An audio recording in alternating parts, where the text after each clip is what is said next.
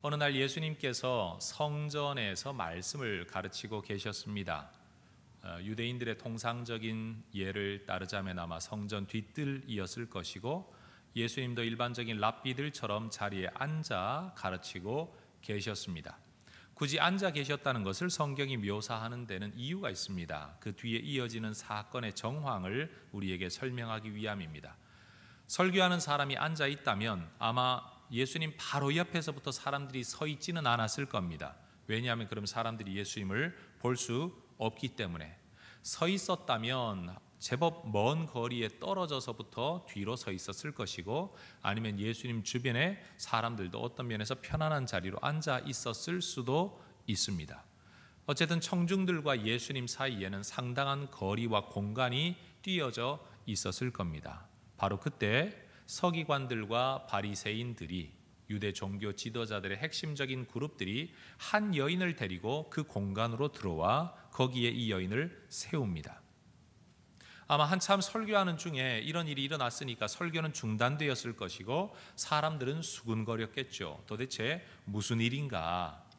그때 이 여인을 데리고 온 종교 지도자들이 큰 소리로 이야기를 합니다. 사실은 예수님께 이야기를 하고 있지만 이 이야기는 모든 사람들이 들으라고 큰 소리로 하는 겁니다. 4절 그렇게 말하죠. 선생님, 이 여자가 간음하다가 현장에서 잡혔습니다.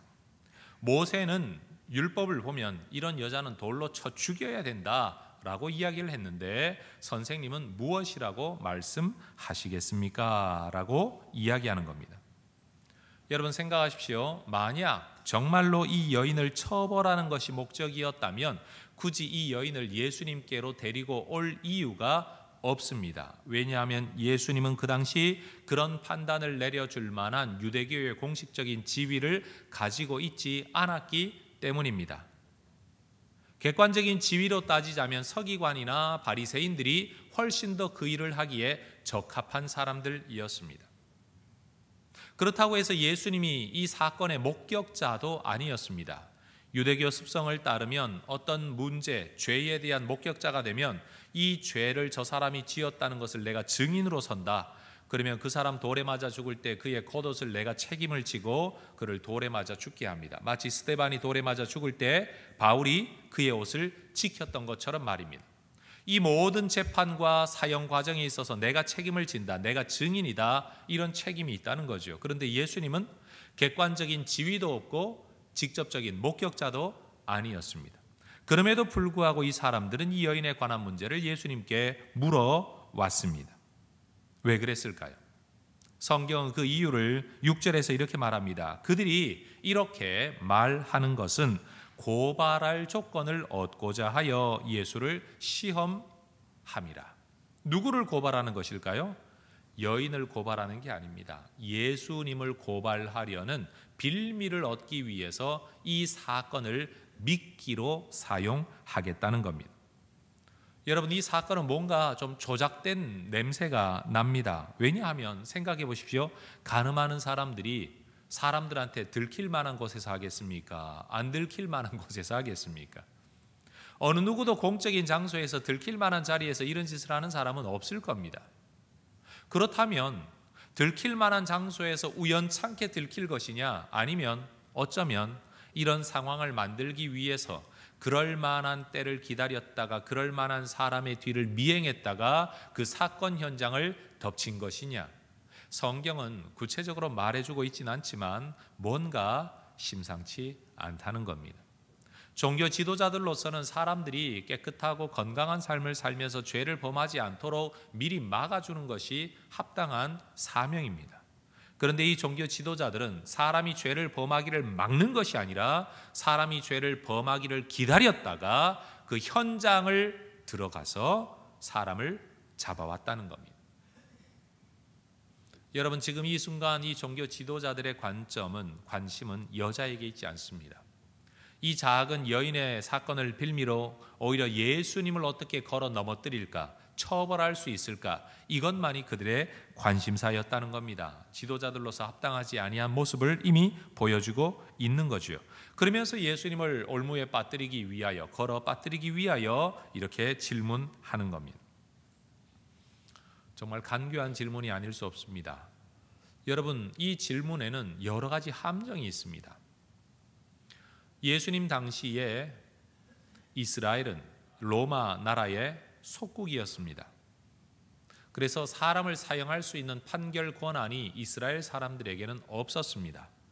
그래서 심지어 예수님께서 십자가에 못 박히실 때에도 대제사장과 종교 지도자들이 로마의 총독인 빌라도에게 가서 이 사람은 십자가에 못 박아야 됩니다 라고 끈질기게 요구해서 결국 로마 총독의 명령에 의해 예수님이 십자가의 사형 언도를 받으셨습니다. 그러니 사람을 죽이고 살리는 문제에 대한 최종적인 권한은 로마 총독에게 있었습니다. 그런 상황에서 이 여인이 범법에 따른 이유로, 율법을 어겼다는 이유로 만약에 돌에 쳐 죽여라 라고 이야기를 하고 그 여인이 죽게 된다면 예수님은 로마법을 어기는 분이 됩니다. 그렇다고 해서 이 여인을 처벌하지 말고 살려주라 라고 이야기를 하면 모세율법을 어기는 사람이 됩니다. 또 그렇다고 해서 나는 모르겠다, 니네가 알아서 해라 라고 말한다면 지금 성전에서 가르치고 계신 예수님의 권위, 그럼 당신은 도대체 이런 문제를 분명히 말할 수 없는 사람으로서 어떻게 성전에서 설교할 수 있느냐라고 예수님의 가르침의 권위에 대한 흠집이 생기고 맙니다. 여러분이라면 무엇이라고 대답하시겠습니까? 저라면 객관적인 실정법을 어기는 것보다는 명예가 좀 없어지고 마는 것이 낫겠다 싶어서 나는 잘 모르겠으니 당신들이 알아서 처리하시오, 이렇게 대답했을 것 같습니다. 저라면 말입니다. 저는 메시아도 아니고 그리스도도 아니고 구세주도 아니니까요. 비겁하다는 비웃음을 받을 수는 있겠지만 최소한 객관적인 법적인 책임은 면할 수 있습니다. 그런데 어떤 문제가 남는지 아십니까? 나는 부끄러움을 당하고 책임을 면할 수는 있겠지만 자의이든 타의이든 예수님 앞에 끌려 나와 있는 이 여인의 문제를 책임지지는 못한다는 겁니다. 이 이야기의 결론부를 보면 예수님은 예수님도 범법하지 않고 이 여인도 죽음에서 건져내셨다는 이야기로 결론을 맺습니다. 예수님은 스스로의 구세주가 되셨고 여인의 구세주가 되셨습니다. 그러나 저처럼 대답하면 나는 사는데 남은 살리지 못합니다. 여러분, 이것이 예수님이 우리에게 보여주시는 구세주됨의 지혜의 모습이고 또 우리 지혜의 한계입니다. 그럼 예수님 도대체 어떻게 대답하셔서 그런 구원을 다 이루셨을까요? 희한하게도 예수님은 말로 대답하시기 이전에 행동을 하나 보여주십니다. 6절에 예수께서 몸을 굽히사 손가락으로 땅에 쓰시니, 아직까지 예수님은 앉아 계십니다. 앉은 상태에서 손가락으로 뭔가 땅에 글씨를 쓰고 있는 겁니다. 어떤 영화를 보면 예수님이 무슨 나무 작대기 같은 것으로 쓰는 게 나오는데 그게 아닙니다. 손가락으로 직접 쓰셨습니다. 그런데 성경은 예수님이 쓰셨다는 행위는 기록하고 있는데 내용이 무언지는 말하고 있지 않습니다. 그래서 아주 옛날부터 성경을 연구하는 학자들은 도대체 예수님이 뭘 쓰셨을까? 그림을 그리셨을까? 글자를 쓰셨을까? 여기에 대해서 참 많이 궁금해해 왔습니다. 정답은 없습니다. 왜냐하면 성경이 구체적인 내용을 기록하지 않으니까. 그러나 학자들은 몇 가지 추측을 이렇게 했습니다. 간음이라는 것은 남자와 여자가 있어야 실행될 수 있는 죄인데 여자만 나와 있단 말이죠. 그래서 추측하기를 아마 예수님께서 남자는 어디 갔을까? 이렇게 쓰지 않으셨을까? 왜요? 남자가 없다는 걸 궁금해하는 게 아니라 이 여인이 죽을 죄를 범한 사람이라고 돌에 쳐 죽이겠다고 끌고 나오기는 했지만 공의를 외치고 있는 너희의 공의가 얼마나 편향된 공의이냐. 죽어야 한다면 남자도 죽고 여자도 죽여야 되는데 왜 여자만 끌고 나왔냐. 이게 너희가 말하고 너희가 주장하고 있는 공의이냐라는 것을 그들에게 은연중에 보여주시기 위해 남자의 여부를 아마 기록하지 않으셨을까. 여러분, 이건 추측입니다. 성경 아닙니다. 두 번째로 아마 예수님께서 십계명을 비롯한 여러 가지 인간들의 죄의 목록들을 쓰지 않으셨을까. 거짓말, 불경함, 뭐 이런 것들, 마음속에 음욕을 품음, 특히 이런 단어들을 쓰시면 아마 그 글자를 보고 읽는 사람들의 마음이 뜨끔하지 않았을까. 이 여인을 죽이려고 하는 그들 마음속에 있는 죄를 드러내셨기 때문에. 세 번째로는 기록하다라는 말이 대항하여 기록하다라는 의미를 가지고 있는 헬라어 단어를 성경이 사용하고 있다는 점을 힌트를 얻어서 대항하다라고 말할 때 예수님이 누구를 대항하셨을까? 보나마나 고소자들 아니었겠는가? 그렇다면 아마 예수님이 종교 지도자들의 은밀하고 숨겨진 그림자와 같은 죄악들을 아마 거기에다가 기록하지 않으셨을까? 일반인들의 죄가 아니라 종교 지도자들의 죄 말이에요. 어쨌든 우리는 이렇게 추측을 해볼 수 있을 뿐입니다. 궁금하시죠? 우리 천국 가면 우리 같이 예수님께 나아가 한번 질문하죠. 예수님, 우리는 해성교회에서 신앙생활하다 온 성도들인데 목사님이 이거 설교하긴 했는데 내용을 모른다 그랬으니까 함께 궁금해서 질문하러 왔습니다. 이렇게 한번 여쭤볼 수 있기를 원합니다. 옆에 분한테 인사합시다. 천국에서 꼭 예수님 함께 찾아가 질문합시다.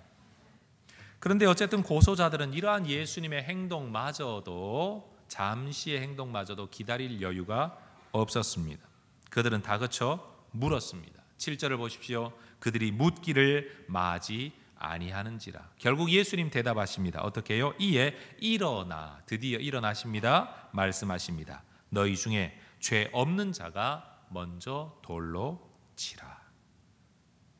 죄 없는 자가 먼저 돌로 치라. 예수님의 이 말씀이 무슨 의미가 있는가를 살펴보기 이전에 우리는 이 말씀의 결과를 먼저 살펴보아야 되겠습니다. 이 말씀을 들었던 사람들은 예수님의 이 말씀을 어떤 의미로 받아들였을까요? 9절은 결과를 이렇게 말합니다. 그들이 이 말씀을 듣고 양심의 가책을 느껴 어른으로 시작하여 젊은이까지, 누구부터 시작하여서요? 어른으로 시작하여 젊은이까지 하나씩 하나씩 떠나가고 오직 예수와 그 가운데 섰는 여자만 남았더라. 아무래도 나이가 들면 들수록 인간 안에 있는 죄를 더 빨리, 더 분명히 볼 수 있기 때문일까요? 어쨌든 젊은 사람들보다는 나이 든 사람들이 먼저 자기 안에 있는 무언가를 돌아보면서 그 자리를 떠나고 여인을 죽이자는 말을, 죽여야 한다는 말을 묻어두고 돌아서기 시작했습니다. 예수님의 말씀은 사람들의 마음에 양심의 가책을 느끼게 했습니다. 죄 지은 자를 죽여야 된다고 들고 왔던 돌들을 다 내려놓고 떠난 겁니다. 눈에 보이는 돌만 내려놓은 게 아니라 누군가를 향하여 정죄하였던 내 마음속에 있는 마음의 돌들마저도 그들은 내려놓았어야만 할 것입니다. 죄 없는 자가 먼저 돌로 치라는 예수님의 말씀이 죄 없는 사람만 재판자가 될 수 있다는 의미는 아닐 겁니다. 그러면 세상의 질서를 누가 세우겠습니까? 또 예수님의 이 말씀이 세상 모든 사람이 다 죄인이니까 남의 죄에 대해서 신경 쓰지 말고 다 그냥 인생 그러고 사는 거야 라는 자포자기한 의미도 아닐 것입니다. 왜요? 예수님은 오히려 이 여인에게 그의 죄를 분명히 지적하시기 때문입니다. 모든 사건이 끝난 다음에 이 여인을 돌려보내시면서 11절에 예수님이 하신 말씀이 이겁니다. 가서 다시는 죄를 범하지 말아라. 이건 분명히 죄이다. 그러나 나는 죄를 너에게 묻지 않겠다. 죄이지만 처벌을 하지 않겠다. 그러나 분명히 이것은 죄이다. 그러니 다시는 죄를 범하지 말아라. 예수님은 이 여인이 이 죽음의 한 번의 고비에서, 위기에서 어떻게든 노연할 수 있기를 원하셨던 것이 아니라 오히려 영원한 죄에 매여 살아가고 있는 이 여인의 삶 자체가 노연하기를 원하셨습니다. 예수님은 이 여인이 고소당하고 있는 상황에서 고소하는 사람들로부터만 자유를 얻기를 원하신 것이 아니라 그 여인이 죄로부터 자유로워지기를, 죄를 고소하는 사람만이 아니라 죄로부터 자유로워지기를 예수님은 원하셨습니다. 비록 예수님이 이 여인을 살려 돌려 보내긴 했지만 여러분, 이 여인의 삶은 두고두고 편치 않았을 겁니다. 왜요? 상상해 보십시오. 수많은 사람들 앞에서 현행범으로 가늠한 여인이라고, 부정한 여인이라고 이미 얼굴이 알려졌는데, 오늘날처럼 무슨 성형수술을 할 수 있는 것도 아닌데 그 여인이 삶을 살아갈 때에 사람들이 말할 것 아닙니까? 수군거릴 것 아닙니까? 어우, 저 여자 더러운 여자, 저 여자 그때 죽을 뻔했는데 예수라는 사람 때문에 겨우 살아났어. 참 운도 좋지. 그러고도 어떻게 저렇게 살까? 나 같으면 내가 죽고 만다, 자살한다. 나 같으면 동네를 떠날 거다. 나 같으면 어쩔 거다. 아마 엄청나게 많은 손가락질을 당하며 살아야 했을 겁니다. 흔히 그의 가슴에 주홍글씨, 판을 새기고 살았던 어떤 이야기처럼 그는 현대판이 아니라 신약판 주홍글씨를 가슴에 매달고 사는 인생이었을 거라는 거죠. 그러나 이 여인에게 분명히 하나 확신되는 바가 있습니다. 그건 뭐냐? 내가 죽었어야 하는데 죽지 않았다는 겁니다. 누구 때문에요? 누구 때문에? 예수님 때문에. 나는 분명히 죄인이었고 이 죄는 죽었어야 마땅한데 예수님 때문에 죽지 않고 살아남았다는 겁니다. 여러분, 이 사건이야말로 예수님의 십자가 구원 사건이 완결되기 이전에 일어난 구원 사건입니다. 십자가가 우리에게 가져다주는 구원이 과연 무엇인가를 우리에게 참 잘 설명해주는 하나의 케이스가 된다는 겁니다. 나는 명백한 죄인인데 예수님 앞에서 놓여놨다는 사실입니다. 수많은 고소자들이 있었지만 예수님은 고소자들을 물리치시고 분명한 죄인인 나를 살려주셨다. 새 삶을 주셨다. 새 생명을 주셨다. 바로 이것이 본문의 사건입니다. 여러분, 예수님은 죄를 덮어두는 분이 아닙니다. 예수님은 죄를 묵인하지 않으셨습니다. 오히려 예수님은 죄를 죄로 드러내셨습니다. 그러나 예수님은 죄를 드러내시는 분인 동시에 이 여인의 용서자요, 이 여인의 구원자로 지금 이 본문 속에 존재하고 계십니다. 성도 여러분, 하나님의 말씀 앞에서, 하나님 앞에서 우리의 죄가 드러나는 것을 두려워하지 마시기를 주의 이름으로 축원합니다. 내가 감추다가 남에게 들키게 되면 그것이 더 큰 부끄러움 아닐까요? 마찬가지입니다. 지금 이 시간에 구세주로 존재하고 계신 예수님 앞에 내 죄가 드러나 알려지게 되면, 또 내가 스스로 주님 앞에 고백하면 주님은 용서해 주시고 구원을 해 주시게 되겠지만, 세상 마지막 날의 성경이 기록하는 것처럼 심판자로 서 계신 예수님 앞에 내 죄가 객관적으로 드러나게 된다면 그때는 용서의 기회도 없고 구원의 기회도 없다는 사실입니다.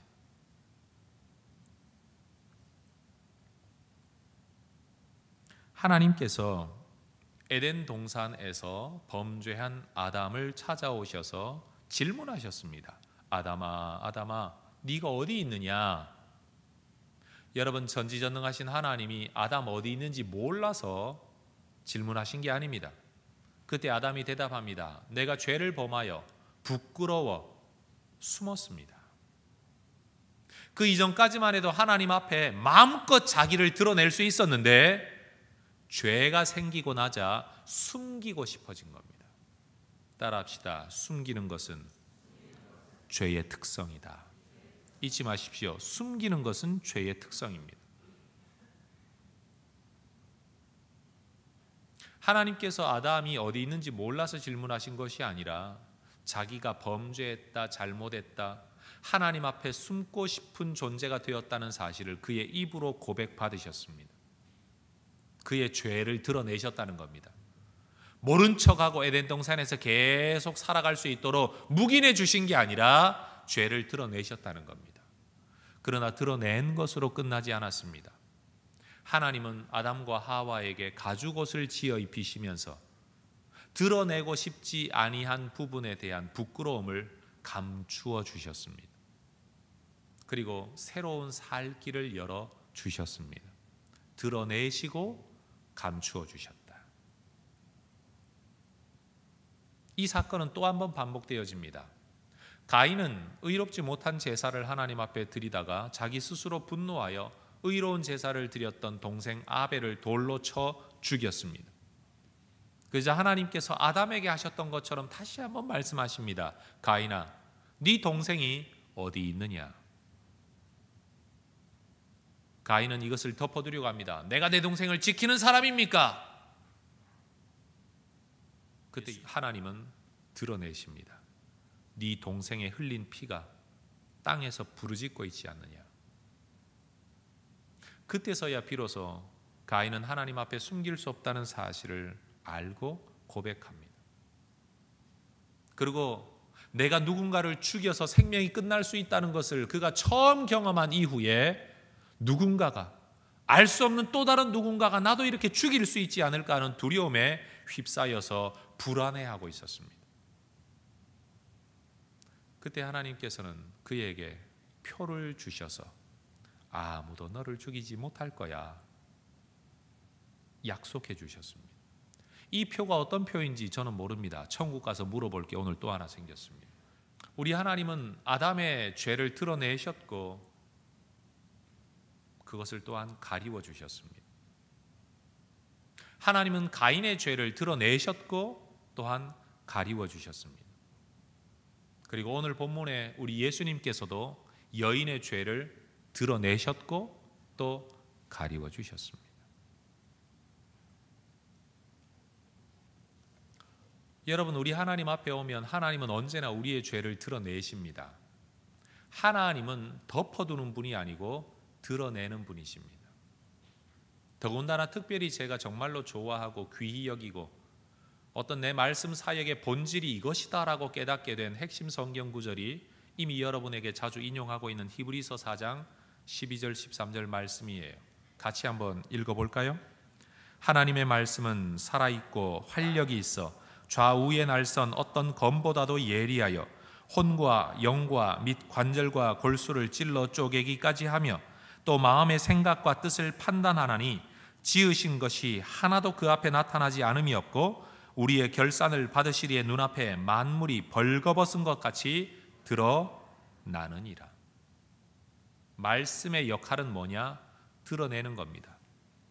하나님 앞에 우리의 본질을 드러내는 겁니다. 죄를 드러내고 생각을 드러내고 숨겨놓았던 뼈와 뼈 안에 있는 뼛속에 있는 골수까지도 완전히 드러낸다고 이야기를 합니다.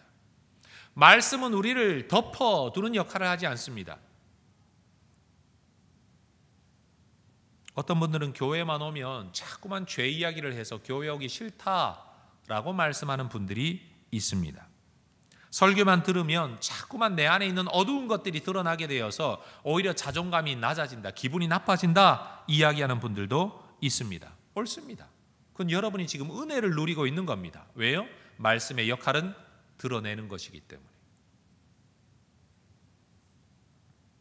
말씀은 우리의 본질과 우리의 한계와 우리의 죄와 우리의 생각과 우리의 본성을, 우리의 삶을 철저하게 하나도 남김이 없이 모든 것을 벗어버린 것처럼 드러나게 만들게 하기 위하여 우리에게 주어졌습니다.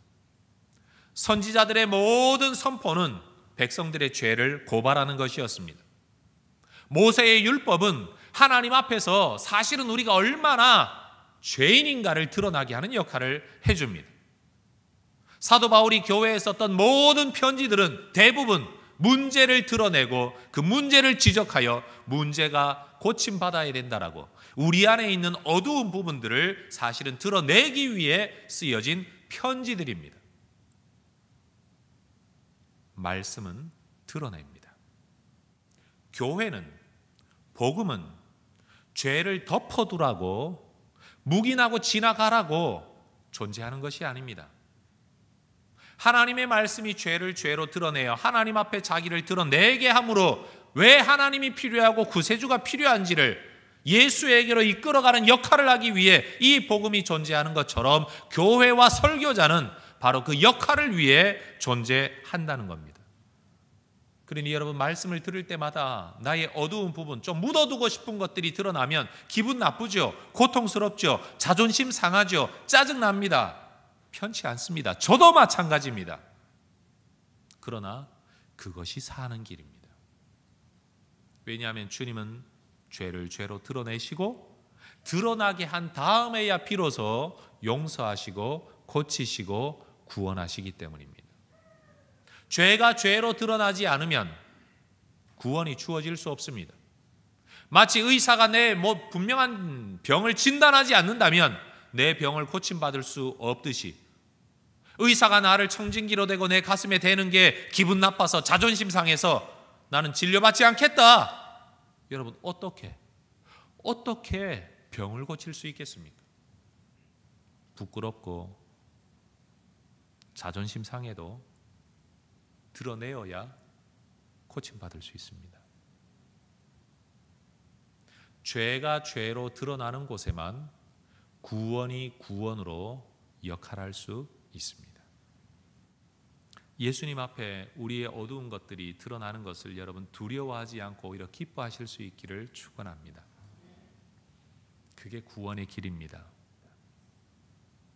오늘 이 예배를 함께 드리러 나온 성도 여러분, 여러분이 멀쩡하게 화장하고 멀쩡하게 옷을 차려입고 나와 앉아 예배를 드리고 있기 때문에 저는 여러분의 개인적인 인격의 모습을 알지 못하고 삶의 모습을 알지 못합니다.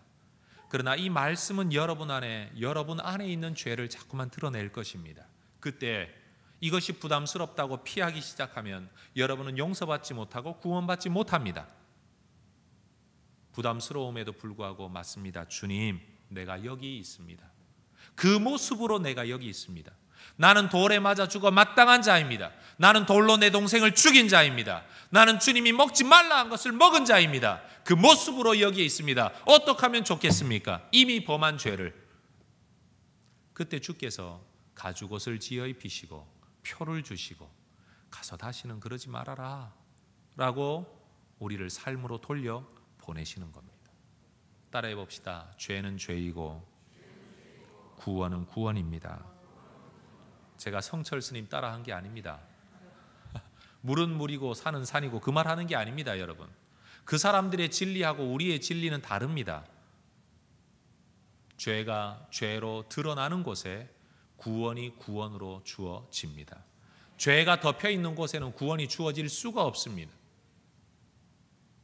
그러니 우리 예수 믿는 사람들은 끊임없이 우리의 죄를 주님 앞에 드러내어야 됩니다.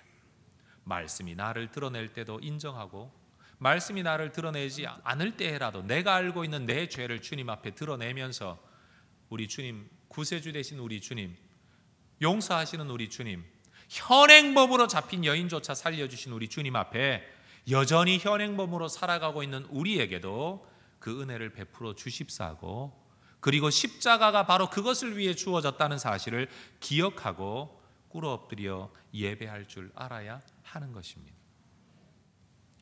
이 추석 좋은 명절에 죄와 구원의 이야기가 한쪽으로는 참 무거운 이야기이긴 하지만 한번 돌려 생각해 보세요. 얼마나 기쁨이 되고 얼마나 감사한 이야기입니까? 이번 추석에 모여든 많은 친인척들과의 모임들 속에서 그저 술 한잔으로 기뻐하고 아니면 웃음으로 아이들의 노래로 즐거워하는 시간을 그저 보낼 수도 있겠지만, 그래도 그의 눈빛을 한번 가만히 살펴보십시오. 대부분의 사람들이 뭔가에 짓눌려서 어두운 그늘 아래 살아갑니다. 교회 가라, 예수 믿어라 이야기하지 마세요. 정말 필요한 이야기는 뭐냐? 네 눈빛, 네 마음에 드리워져 있는 그 그늘, 그거 해결받을 길이 있다. 그걸 해결받을 길이 있다는 걸 이야기하십시오. 우리 목사님 잘생겼어, 우리 목사님 설교 잘해, 이 이야기하지 말고 우리 교회는 좋은 교회야, 그 이야기하지 말고, 왜? 나쁜 교회도 많으니까요. 싸우는 교회 더 많으니까요. 목사님 좋은 목사님만 있습니까? 나쁜 목사님 훨씬 많으니까요. 좋은 목사가 전도할 수 없어요. 좋은 교회가 전도되어지지 않아요. 우리가 자랑할 건 예수님밖에 없잖아요. 날 보고 예수 믿어라. 날 보면 예수를 믿겠습니까? 우리가 자랑하고 우리가 이야기할 것은 예수님밖에 없어요. 성경에 이런 이야기가 있는데 네 인생에 드리워져 있는 그 그늘조차도 다 품어주고 용서해 줄 분이 계시다. 그건 알았으면 좋겠다. 여러분, 이 명절에 누군가에게 그 하나의 소망을 전해줄 수 있는 좋은 기회가 될 수 있기를 바랍니다. 그리고 이 좋은 명절에 저는 여러분들에게도 그런 분이 이미 주어져 있음을 우리가 기쁨으로 예배할 수 있기를 주의 이름으로 축원합니다.